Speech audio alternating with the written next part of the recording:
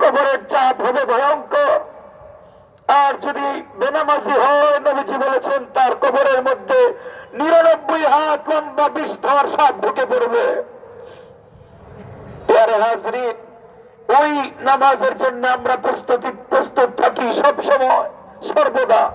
যে কোনো সময় সেই নামাজের ডাক আসতে পারে। সাল্লু ক্বাবলা আন তুসাল্লা আলাইকুম। আমাদের জানাজার নামাজ শুরু হওয়ার আগে আমরা নামাজি হয়ে যাই।